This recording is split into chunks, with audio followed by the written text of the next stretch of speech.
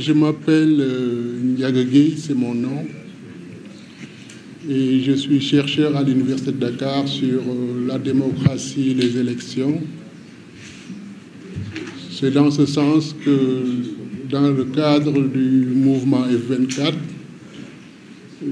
je contribue en faisant en fait une réflexion sur le processus électoral en cours.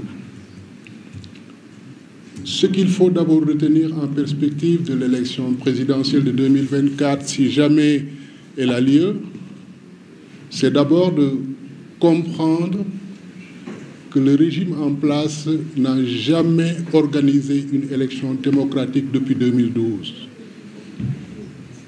C'est quoi une élection démocratique? C'est une élection à laquelle la majorité des citoyens qui ont le droit de vote puissent y participer. Je vais vous donner quelques indicateurs. La dernière élection législative de 2022, 3 750 000 électeurs n'ont pas voté sur un fichier électoral de 7 millions. Il n'y a que 3 200 000 Sénégalais qui ont voté. Aux élections locales de janvier 2022, 3 450 000 électeurs n'ont pas voté. Présidentielle de 2019, 2 400 000 Sénégalais n'ont pas voté. Aux législatives de 2017, sur un fichier électoral de 6 200 000, il n'y a que 3 400 000 qui n'ont pas voté, qui ont juste voté. Ça veut dire que sur un fichier électoral de 6 200 000, 3 798 000 n'ont pas voté. Comment ça s'explique? En 2017, la stratégie pour empêcher les Sénégalais de voter, c'était la rétention des cartes d'électeurs. Un fichier électoral de 6 200 000, 2 798 000 n'ont pas reçu leur carte d'électeur. À l'élection présidentielle de 2019, la stratégie change. Ce n'est plus la rétention des cartes d'électeurs, mais la modification de la carte électorale à l'insu des électeurs. La conséquence, la création de bureaux de vote fictifs, la création de bureaux de vote non localisables dont on ne sait où est-ce qu'ils sont, la création d'abris provisoires au nombre de 2 100 000 et au résultat, 2 400 000 Sénégalais n'ont pas voté et le président Macky Sall a gagné au premier tour à 58,26%. La même stratégie électorale est en train d'être déroulée à perspective de l'élection présidentielle de 2024. Aujourd'hui, il y a combien d'électeurs pour l'élection présidentielle? Personne ne sait. Aucune communication. Combien de bureaux de vote il y a? Aucune communication. Et ce n'est que le 25 janvier dernier qu'ils ont publié en fait la carte électorale.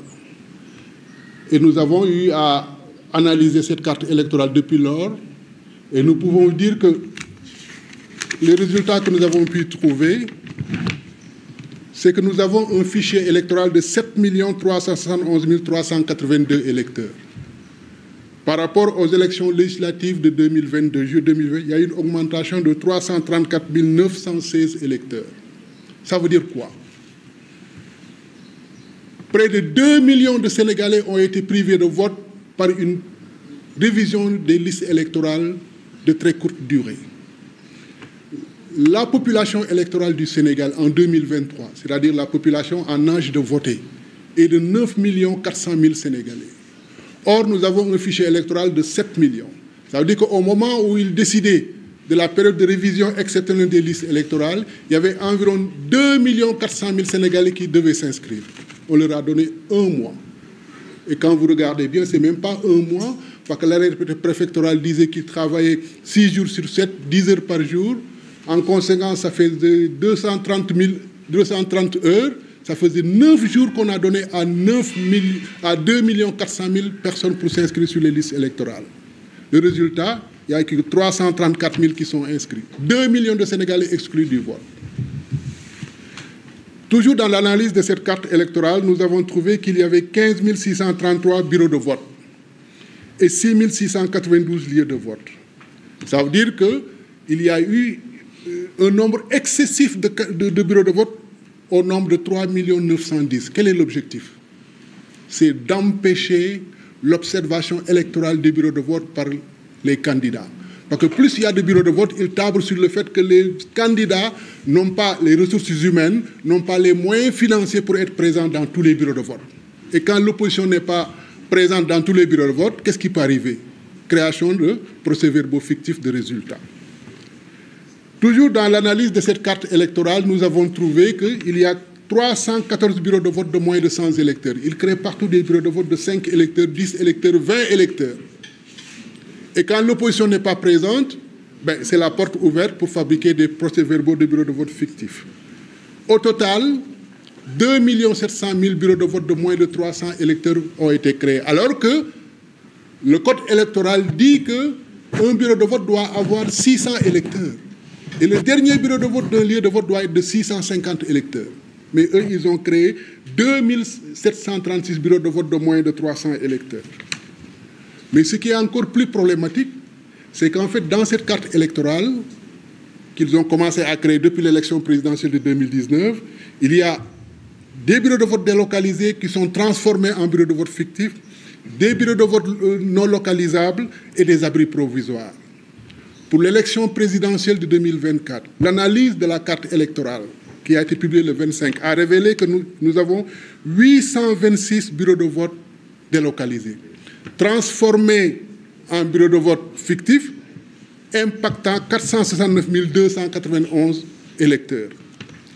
Les bureaux de vote non localisables, on ne sait pas où c'est. Comment ils font pour créer des bureaux de vote non localisables? Je vous donne un exemple. Vous devez voter dans la commune, par exemple, de Biscuiterie ou Ouagouniaï. On dit lieu de vote Ouagouniaï.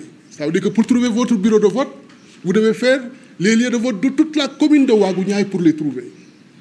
Si bien que l'électeur, en fin de compte, il est désorienté, il est exclu du vote et il ne peut même pas savoir où se trouve son bureau de vote. Il y en a 1054 bureaux de vote non localisables. Si je donne par exemple la commune de Nguékhor, ils disent le lieu d'implantation de votre bureau de vote, c'est Nguékhor. Donc vous devez faire le tour de tout Nguékhor pour retrouver votre bureau de vote. Les abris provisoires, ils en ont créé 1998, qui ont impacté 1 025 085 électeurs. Un abri provisoire, c'est un bureau de vote fictif. Un bureau de vote mobile du moins. Un bureau de vote non localisable, étant en même temps un abri provisoire, facilement on peut le transformer en bureau de vote fictif. Déjà, on ne sait pas où est-ce qu'il est. Ensuite, il est mobile. C'est un abri provisoire, on peut l'installer partout. Donc, ils en ont créé 1098. Donc, au total, entre abri provisoire, bureau de vote non localisable, bureau de vote délocalisé, il y a 2 023 579 électeurs qui sont impactés. Et les départements qui ont le plus de bureaux de vote fictifs délocalisés, c'est Dakar, Pikine, Guédiawaye, Keur Massar.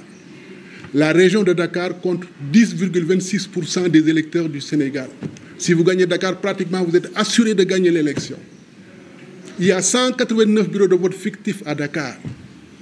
La commune où il y a le plus de bureaux de vote d'abris provisoires, c'est le département de Mbacké. 602 abris provisoires, avec des bureaux de vote de 200 électeurs. Je vous donne Touba Mosquée, la commune de Touba Mosquée, le bureau de vote de Touba Darou Khoudoss, Université Touba Darou Khoudoss. Ils ont créé 95 bureaux de vote d'environ 250 électeurs. Alors que si on avait fait ce que la carte électorale avait dit, 600 électeurs par bureau de vote, ils auraient créé au maximum 49 bureaux de vote. La logistique entre 95 et 49, il n'y a pas de différence. Donc, ils le font exprès pour désorienter les électeurs. Là où ils ne peuvent pas voter, là où ils ne peuvent pas gagner, il faut désorienter les électeurs, il faut créer la confusion pour amoindrir la défaite. Là où ils peuvent gagner, ils font le maximum. Il n'y a pas de bureau de vote délocalisé, comme au nord, comme à Fatick. Il n'y a pas de bureau de vote délocalisé, non localisable. Donc aujourd'hui, pour la transparence du processus électoral de l'élection présidentielle 2000, il est fondamental qu'un travail de terrain se fasse pour vérifier la réalité de la carte. Parce que ce que je vous dis, ça c'est le minimum que j'ai pu identifier. Parce que pour véritablement identifier tous les bureaux de vote non localisables, fictifs, abris provisoires, il faut connaître la réalité de chaque commune. Ça veut dire la géographie de chaque commune et les infrastructures qui y sont. Donc aujourd'hui, les candidats doivent mobiliser le représentant dans toutes les communes parce que la carte électorale est établie par commune. Donc il y a une carte électorale communale. Donc dans chaque commune, les candidats doivent mobiliser le représentant afin de vérifier la réalité de la carte électorale. Là où on a installé un bureau de vote comme abri provisoire, est-ce que c'était nécessaire?